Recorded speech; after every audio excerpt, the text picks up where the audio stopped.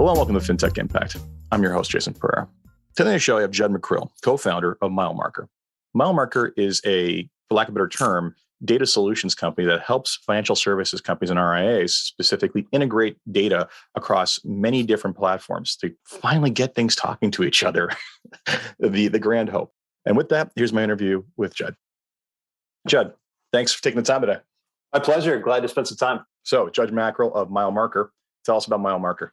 Yeah, Milemarker is born out of a lot of years of frustration that I've seen financial services industry experience with all of these different systems that we're so dependent upon, not speaking the languages we actually need them to speak, not giving us access to the information we need to build better solutions for our clients. I grew up in the industry. I had the opportunity to join Orion when Orion was very, very small. I think we were 20 people, and we were primarily serving our parent company, which is CLS Investments. Now those companies are all part of the broader Orion umbrella. But we grew through that time. I got to see kind of how data was moved and integrated. And what I found is we made good progress inside of that. But when we go outside the walls of Orion and outside the burgeoning space of where financial services companies and advisory firms and insurance and broader fintech need to go, it's very difficult to actually build solutions. And unfortunately, it's not for the technology as much as it is even the political side. So Milemarker was born to really help get through that, to advocate for the data and integrations that you need, and to build what you really believe should exist already. And that's what we do. I laughed a little bit when you said the political side, because God, have I encountered that. And it's like, the most common question is like, well, why do you need access to that data? It's like, it's my data. Why do you try to keep it away from me? Right? It's also, I think it's a natural lack of human imagination in that, when Windows was developed or a computer was developed or even the iPhone was developed, would anyone have envisioned the ecosystems that grew up around that because of the number of people in the ecosystem just creating inventive solutions for problems no one ever even thought of? And I think that data is the lifeblood of all that. And frankly, without that, we can't architect the solutions that we don't even know we need at this point. Anyway, that's my rant. So you already went into your history too. You were at Orion. And again, talking about a player doing well at integrating tons of data. So you cut your teeth there very well and understood the problem. So talk to me about, from your standpoint, the biggest needs that you have that advisors have that are not being addressed, and what the holdbacks or what the obstacles are at this point. Yeah, I think one of the biggest problems I see that is not necessarily being addressed is the idea of data portability. And there's a lot of firms that they're seeking to start working with things. They're hiring more technical personnel, or their personnel are realizing, hey, we have so much information here that I could start to build off of. I want to focus my efforts there. So I work with people that I've known for almost 20 years, which seems odd. And now they've become like the chief information officer for their firm. And they're working to really build solutions within their company. And, there's a lot of really cool things happening inside their businesses, but they're coming against a lot of the different headwinds of companies that just are too busy to serve their unique need. And so we come in and help advocate for them, help them take the data they already have and then automate that to allow them to build and solution on top of it. And it's been really fun. I'm a creative person. I've been a marketing officer at multiple firms in our space. And my whole goal is to help these financial services companies who are actually inherently creative to actually achieve creativity with data and solutions that they need, not just inside of Excel spreadsheets, which are oddly enough very creative and inside of many of these places. Well, so many points there that I feel the pain of, besides being the guy in charge of doing that for myself. And, the number of times I get frustrated, I have to do something in Excel versus something else. You made an interesting point. A lot of these firms know the answer they're looking for. They just don't have access to the tools they need to build it. And the other point you made about the data portability, one of the bigger opportunities or the bigger challenges I see in the space is, frankly, I see a lot of, mid to large size firms basically standing up their own data lakes in order to better access that data and control and manage it, to give them the freedom to move between locations or systems or whatever it is. But that's not a small lift. You need specialized people for that are not cheap. So, there's no way, a single person RIA or even a small one can afford to do something like that. It's not even a budget. It's about time, kind of like what you said. And Yeah, I mean, we find ourselves more and more helping to help companies achieve a data warehouse experience, whether they want to aspire toward a data lake, which is data lakes are fundamentally unstructured data. The thing I've found in our space is that very rarely have you ever encountered an opportunity to use unstructured data for good? It's a pain in the butt, isn't it? No, I mean, honestly, I mean, the word unstructured alone should be something that basically makes people skin crawl. Yeah. It's just a dumping ground, right? And then, figuring out what data should be talking to what other thing or what you should be talking to, it's a job in itself. So for us, we can help with that, but it's not the right thing to do for people. The right thing is help them live a very structured life, help everything be intentional, and help it all speak together. Every firm has some sort of data schema that represents their customer, their internal customers. Maybe those are advisors, maybe they're planners, maybe it's a full team or an ensemble, maybe it's executives. There's data schemas for everything they need. How do we take every piece of information that exists in your licensed data and help you start to bring that together to be able to be actionable, to be experiential, and ultimately be automated and efficient? That's what we see a huge, huge opportunity. And we're having a lot of fun with our, we launched this about a year ago. We were going to be a little more stealth and caught wind that I left my prior place to start this business. So we got out in the public a little bit more than we wanted to, but we've got a good number of firms that we're serving now that we're able to help them experience that. And it's been really refreshing for me to see progress happening every day inside their businesses. And what's the range of size of firm you're dealing with at this point? Yeah, I mean, we work with firms that are probably about $3 billion and up in terms of AUM, or $30 million in ARR, or not, ARR in terms of annual recurring revenue. And then, we work with fintech providers to help their customers or help them solution new solutions inside their businesses, API work they don't have the time to do. And then we work with insurance providers as well to help them better serve their customers. There's a lot of data in all those places, and there has not been a lot of invention as of late. It's a little tired in terms of the progress that's happening. There are some people that are out there doing some really cool things. We believe we're one of them, and we're excited about what that's becoming. So talk to me about what your engagements look like. You basically go into a company. How do you, what is the first thing you do? How do you triage the situation, and what is it you're trying to create? It's got to be different for all of them. Well, we try to follow a standard process. And the first process is really to acquire every bit of access to the data. So let's make sure we can access the data. And we're very nimble in terms of the way we can do that. We can take a flat file you download and turn it into an API. I mean, we do that very commonly. And we automate that process so you don't have a human pushing a button once a day forever. That needs to go away. We take care of that. So we'll automate the data load process. Then we identify what that schema is. Now, who's the client? What data do they need? Where can we get it? And we continually work with you to make that happen. Fundamentally, we're providing managed services to help you onboard into that process. And we provide software, which is our API technology, our data cloud, and our ETL processing, which is really the rules engine that says, here's what your data is doing and when and how quickly it refreshes. And then we plug that into either third-party software that you want to use, or we, in some instances, help you utilize third-party software we're continuing to advance. So to sum it up, essentially what you're doing is you're collecting all the information, putting it in one place in a structured way, setting up your API level over top of it so you can connect it to other things. And then you've got some form of some sort of air traffic control that tells you what the status of all of it and where it's flowing to is. So that later enables you to connect to whatever other system you want to. So that's about summing up. It does. And we can work with the most ancient of things. We connect to mainframes. In this industry, you have to. You have to. Like COBOL, as much as we poo-poo it or whatever the word is for that, as much as we downplay that, those are actually security risks to not exist. They're supposed to exist. The government wants COBOL systems and mainframes to still exist because it cuts down on potential threats. It's crazy. I know it's a running joke on the podcast, but the reality is how many people still can code in COBOL, and it's every time it comes up, I'm just like, okay, I get it, but how much longer do we have to rely on 1960s technology? If not, wait a minute. I mean, Grace Hopper worked on it. How old is it really? Yeah.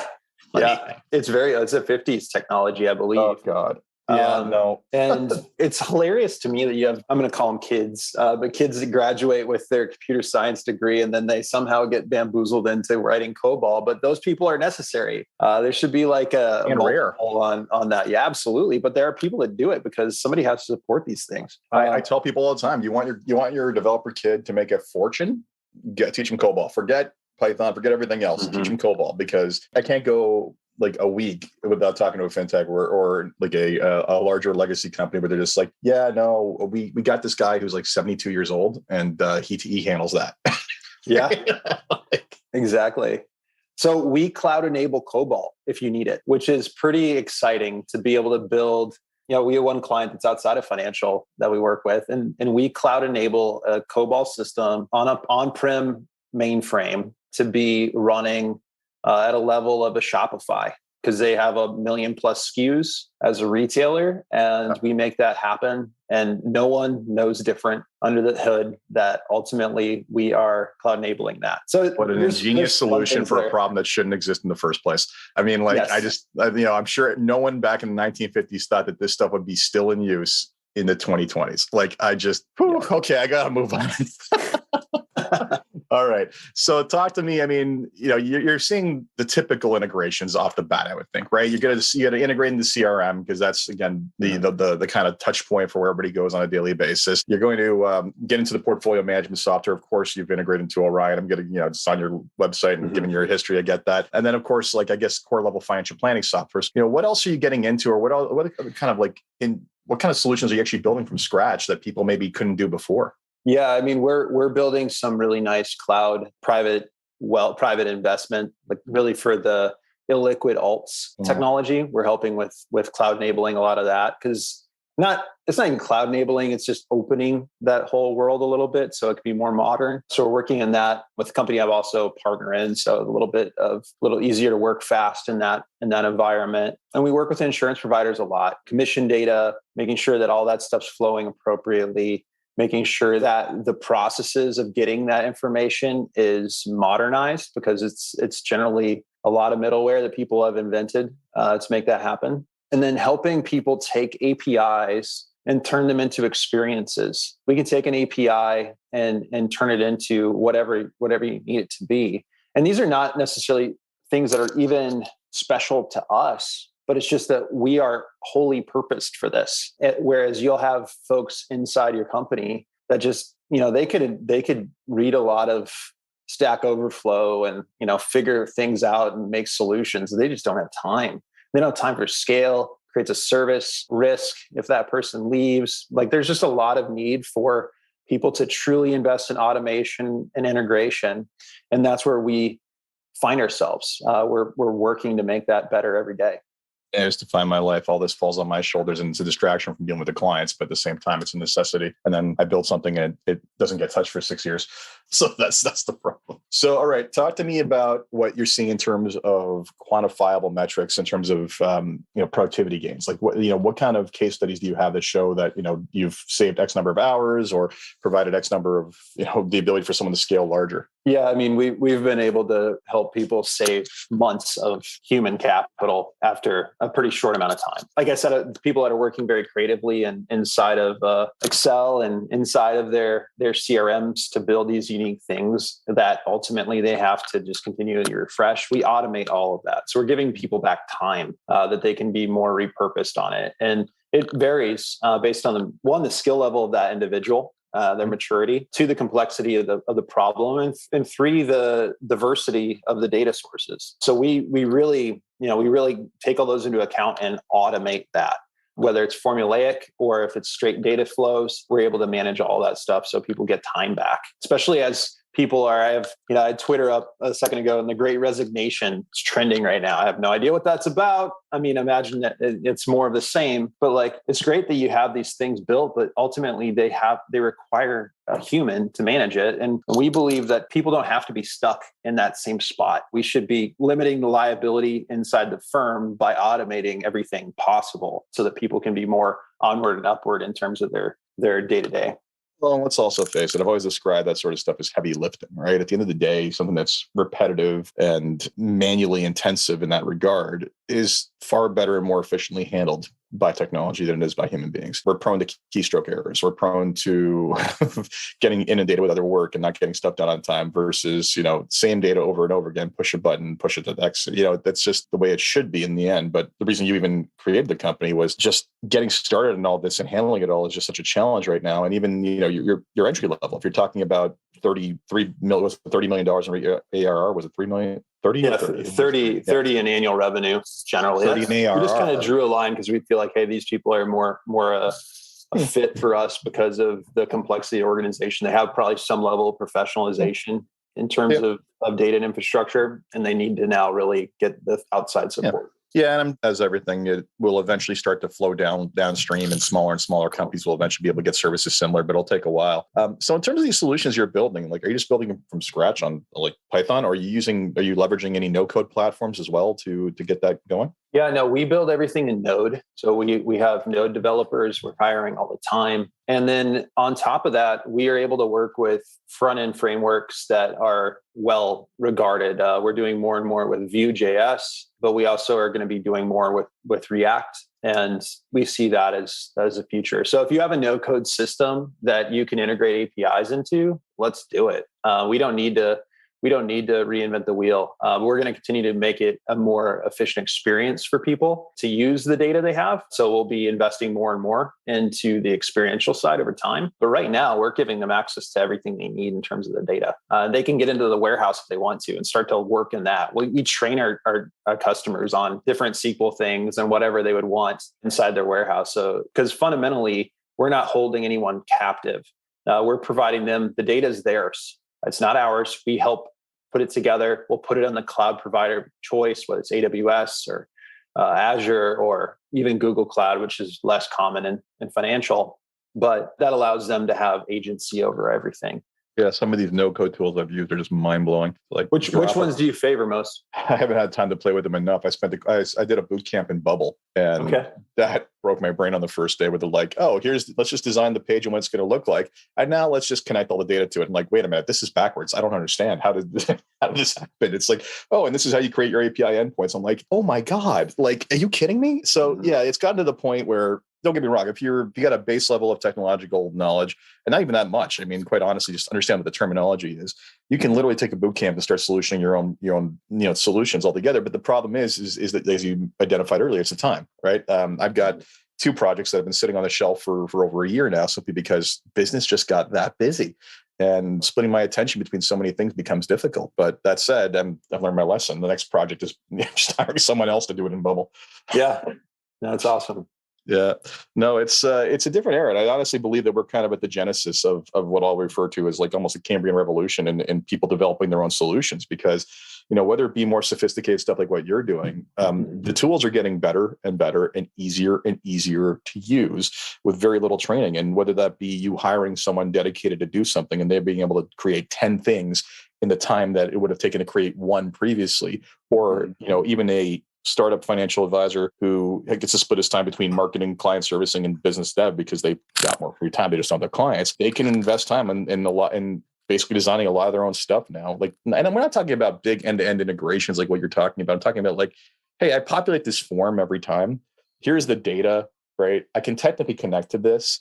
I just need something to produce this thing at the end of it. Yep. And that sort of thing is doable now. And I think the thing that's difficult is oftentimes people just have a really hard time even expressing what they want. So getting into these tools and understanding them allows you to really say, oh, this is actually what I wanted. This is, if I can now connect this, and that's where it's really fun for us. It's okay, I've started down this path and I know what I need, but now I'm finding I can't get that part of it. Can you help me assemble this? And it's a pretty fun opportunity. Yeah. And I mean, you're absolutely right. It's the getting rid of the unknown. It's just the awareness of what's possible. Once you're aware of what's possible, oftentimes I've had this before. It's I wish I had something to do X, Y, Z. I'm like, have you done this in a flow chart or a wireframe to explain how you want it to work? Well, no, well, then you haven't figured it out yet. When I find when people start doing that, they start questioning, is stuff possible working backwards? But what can I say? You're an interesting level of an interesting trend that I think is just going to gain traction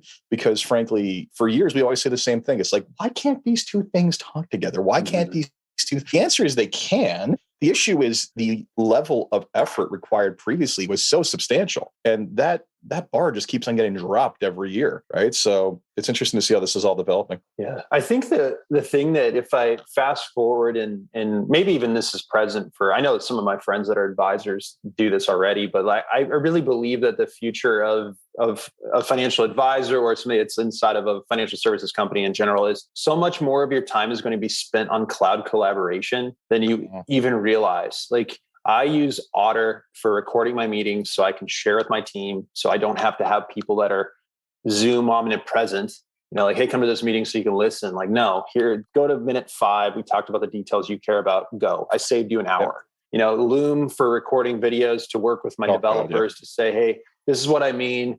I can't express it very well. This would take me 20 minutes to write the email in detail that I can show you in 3 seconds. And even in the design tools that we use, from Figma to prototype different things, like, I'm in there all the time. That's what my job is. And email has actually come down in the amount of stuff. We connect with Slack through our customers. So we're sharing Slack connects, and all that stuff is highly evolving at a rate that was so, in pandemic obviously helped a little bit, but like, it's not going to slow down. That's going to be our jobs. This is the new email, whether you like it or not. And I think the more that we realize the value of it, how much it accelerates progress, the more people will lean into it for a lot of good. Funny, it kind of goes back to our comment on unstructured data. Email is nothing but unstructured data, right? It's just everything that you ever need to look at goes in one place, versus, hey, here's my Slack channels for the things that actually matter. Or here's, like, and some of these tools you mentioned in terms of like visual representation. I mean, bloody heck, the amount of time I've saved on staff training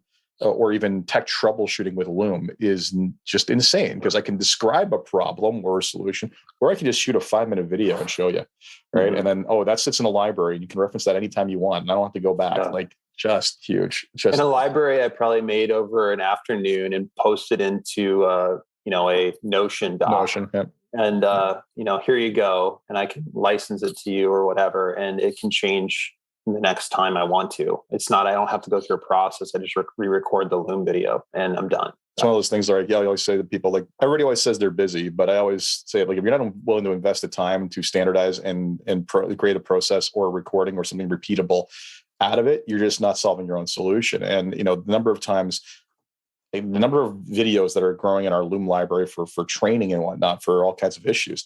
And just knowing that I can just point the staff to this video or Google or search for this in Notion, night and day. The amount of time it's saved is astonishing. Yeah. And scale is always the hardest thing we're chasing, especially as, the Great Recession or Great Resignation, is trending.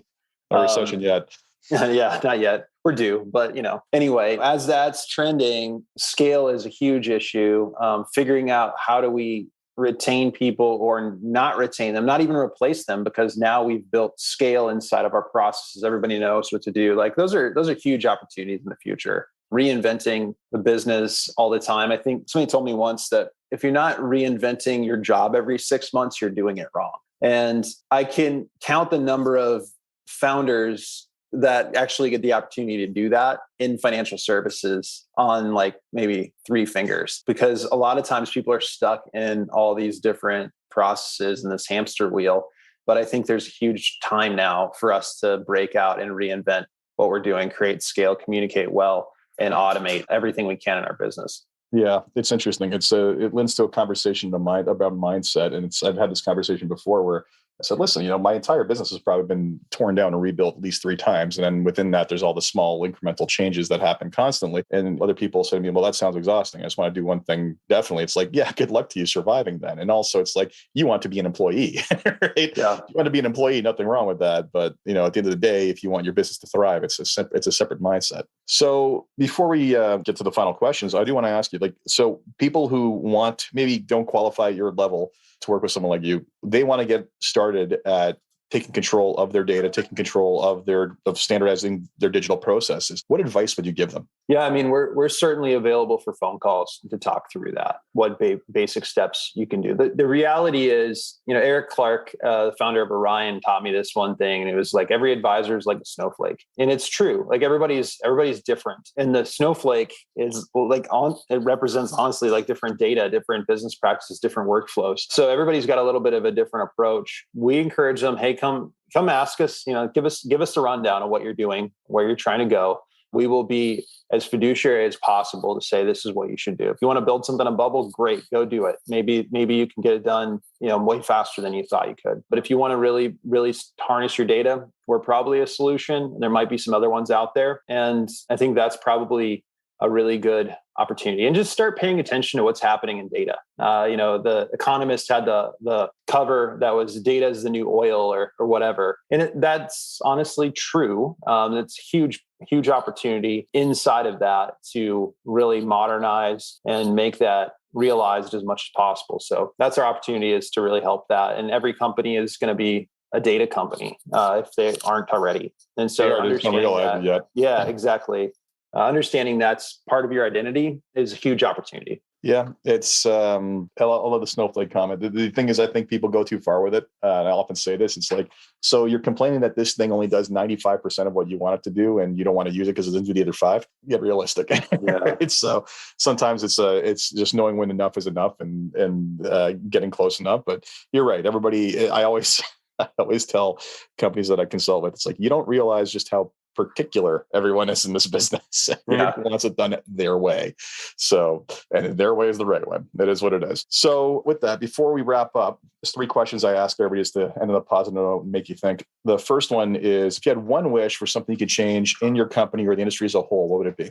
Man, I think that my one wish would be is that we adopt a uniform standard for how data is provided, and that we take that seriously in the same way we take our processes and procedures for compliance and legal, because I think that will dramatically prove itself as a positive ROI for your company in the years to come. Companies in the future are going to have to be SOC 1, SOC 2, ISO certified, and understanding what that means today will dramatically improve your long-term value, honestly, as a company. And so that's the one wish I have, is like, start getting serious about that. Start really getting accountable, and don't just, there's a lot of really great chief information officers. There's also a lot of people that are holding that title by default, and they aren't actively out there getting better at their job. And so question everything, help people continue to improve that, and have perspective that's way bigger than our current field, because it's coming sooner than we even would think. Yeah, it made me think of the Equisoft hack and the chief technology officer who had a degree in, I think it was English literature or something. So holding it by default is a real thing, unfortunately. And you hit upon a very delicate subject in my world, which is essentially open finance, right? Like, that's what we're talking about here is standards and protocols and creating a common language to facilitate all this. And I 100% agree with you. And I honestly get frustrated talking to some very legacy-minded people in that, they think friction or not sharing or not making accessible is somehow a strategic advantage. When meanwhile, it's like the ecosystem play that exists for those who basically lean into this is so enormous that it's hard to wrap your head around, but try to convince people what the future looks like. And when they're used to thinking about the past, it's difficult. Yeah. There's a whole thing of kind of being rich and tired inside of our space. And I think it's fine if that's who you are.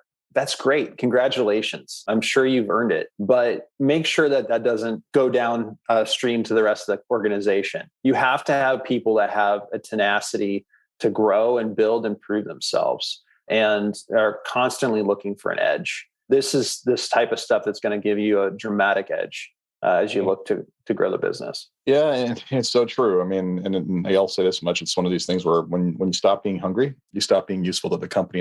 Useful to the company the way that got you there. And that's a problem, unfortunately. Yeah, so as I talk to many fintechs, the common refrain of, everyone's 5 years away from retirement and doesn't want to tackle the problem, right? It's they don't want to be their liability. So it's sooner or later that's mentality's got to change. Second question for you is, what's the biggest challenge in the company to where it is today? Biggest challenge is figuring out the right problem to solve first, because there are so many, and everyone has kind of a different riff on that. But I think our first year, we really kind of work through that, and we tackle with our customers, we go after what's the most painful integration problem you have right now. Let's go after that together. Let's conquer that. And we're going to use some common denominator things to do that. We're going to put a data warehouse in place. We're going to stand that up. We're going to put an API up in place that's going to be your API. It's an API engine. It powers your future. And then we're going to install the rules for how your data is managed. And then after that, let's go. Let's build some cool stuff. But it took us a little bit to figure out, because we could approach that from lots of different angles in terms of workflow and all kinds of different things like that, being the ServiceNow of this space or something like that. We could have done that, but ultimately we understood the common denominator framework doesn't exist to help normalize financial services data. And we're building that and deploying that for folks now.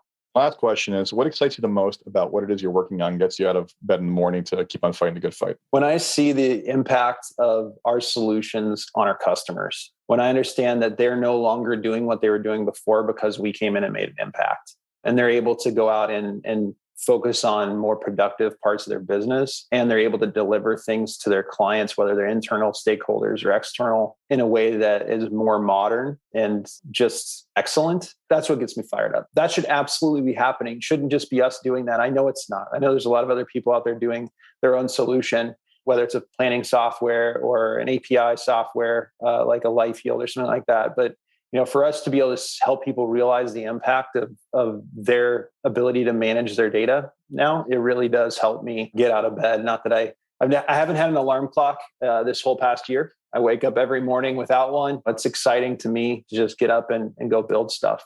I do too, but it's usually because of small children. So I have those too. So that doesn't hurt with that either. But generally, I'm up well before them. Excellent. Jud, thank you so much for taking the time today. I very much appreciate it. Yeah, thanks, Jason. I appreciate it.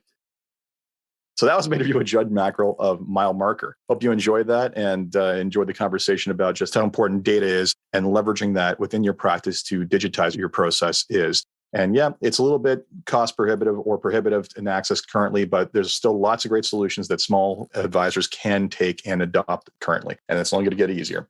As always, if you enjoyed this podcast, please leave a review on Apple Podcasts, SoundCloud, Stitcher, Spotify, or wherever you get your podcasts. Until next time, take care.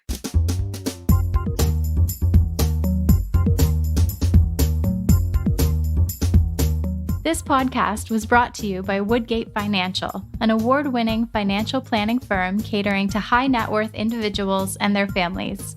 To learn more, go to woodgate.com. You can subscribe to this podcast on iTunes, Stitcher, and Google Play, or find more episodes at jasonpereira.ca.